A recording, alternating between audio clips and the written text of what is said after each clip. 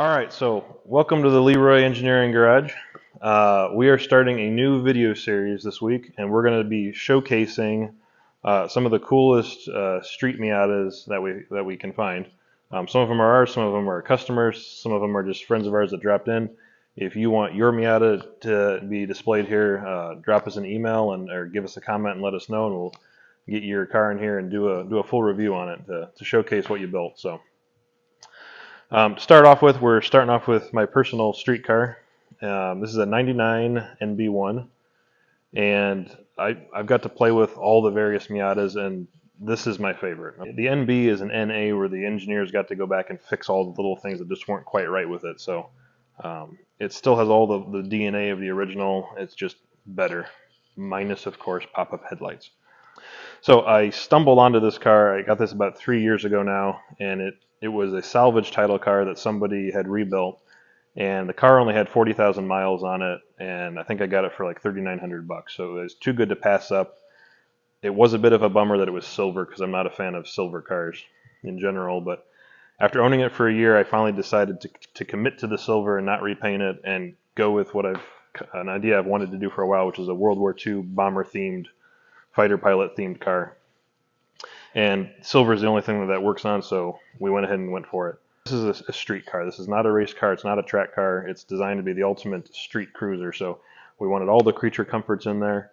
So it still has air conditioning and power steering. It has Apple CarPlay and GPS. It has our killer sound system with the subwoofers inside. Lots of extra sound deadening material. We put fairly soft shocks on it with sway bars. So it handles really good, but it still rides comfortably. We'll take this on multi-hour long cruises.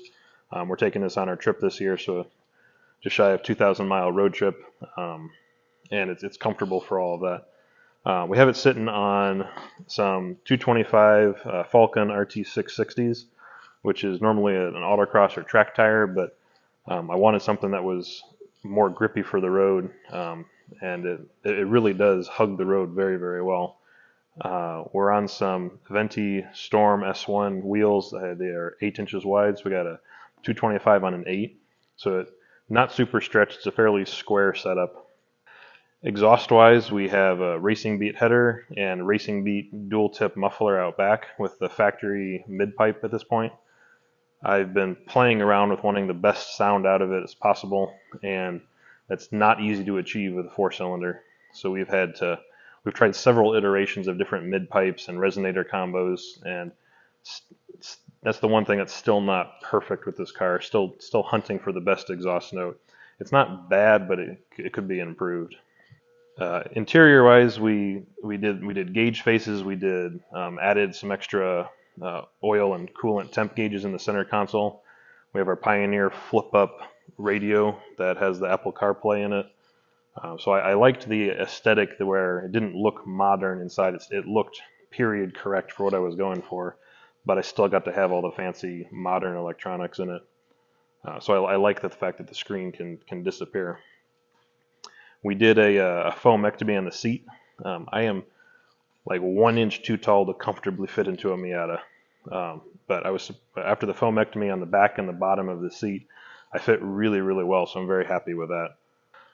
So let's open up the hood.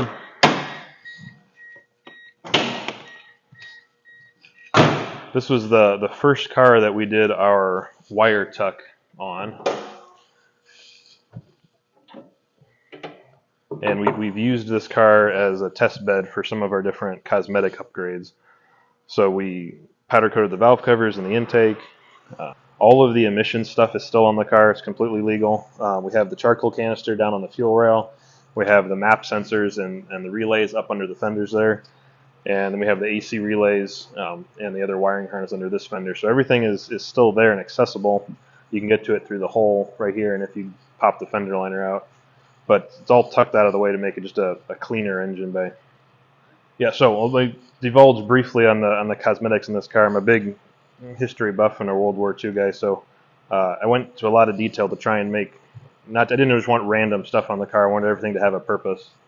So details, the font that I have for all of the text is the font that the United States Army Air Force used in World War II. This logo is the the insignia that they had on 1944 on D-Day. It's missing that second bar in the center that they added later. This is the serial number of the Memphis Belle, which is the famous B-17, and of course we have our invasion stripes on there, and we have a couple mementos and plaques on the side of the car, and I was very happy with the way the whole thing turned out. It has a nice aggressive stance to it. We added the R package lip on the front to bring the nose down a little bit, and then out back we did a bumper cut with the twin exhaust and added our own spoiler to the back, and it gives the car a nice aggressive rake.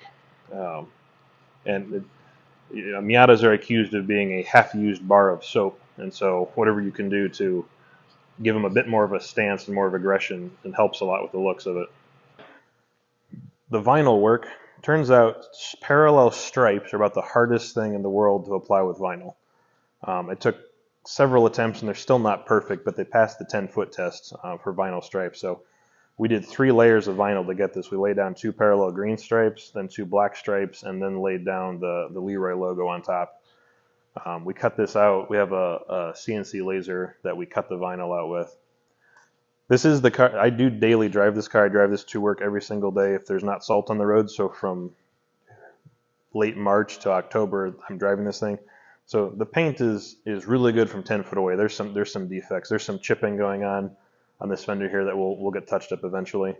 But it's a daily driver. It's not perfect, but that takes some of the stress out of it when you're driving it. I'm not worried about bumping into something. It just adds to the character of the car. So yeah, let's go for a drive.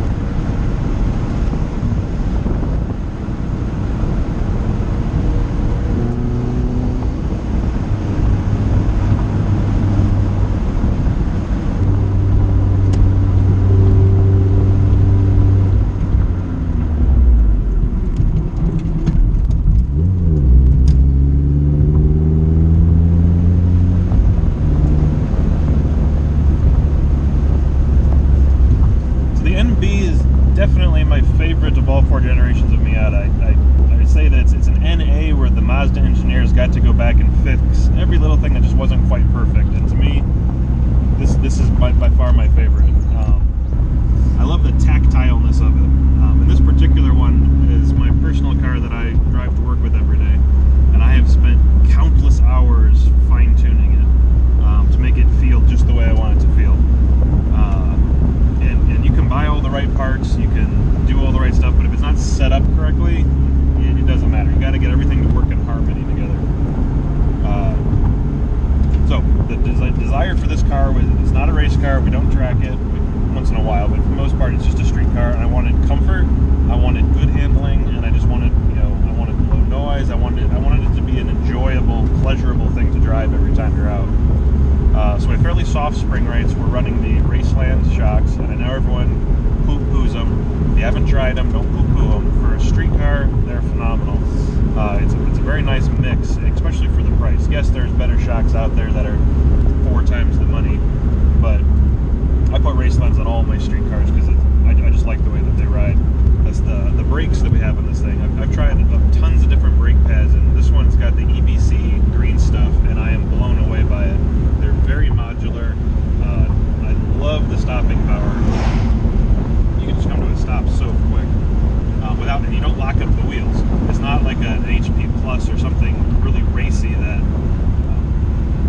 gives you a ton of bite and locks the wheel, because it's very modulable.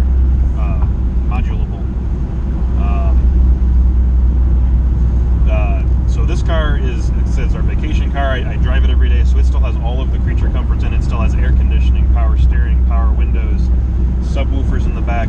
It is a little bit heavy. Scaled it was 2,315 pounds with a full tank of gas. So a little bit fat from Miatas, but not too bad. You really don't notice any of that weight. It's fairly normal. I'd say a little fat. Our race cars are more like 2,000, 2,100 pounds, so that's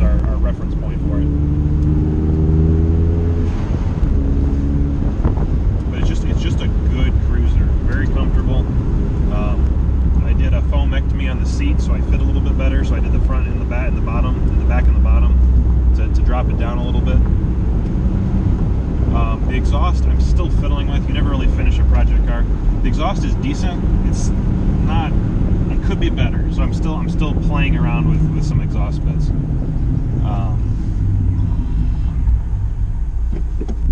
That said, it's not a bad noise.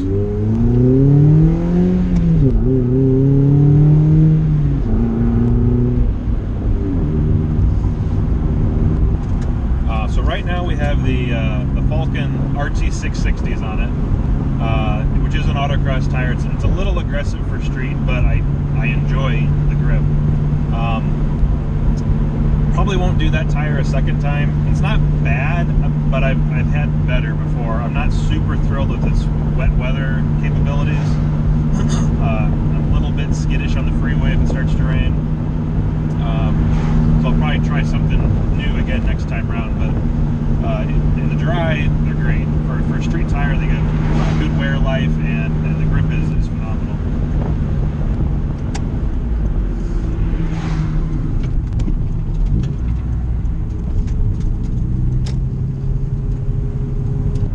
So alignment-wise, we're set up with -2.5 degrees square, and 0 toe in the back, about 32nd toe in the front, and max out caster, which is about 6 degrees in this car. And that's in my opinion, a phenomenal street setup. Still stable, but very agile, and you can put the car where you want it to be.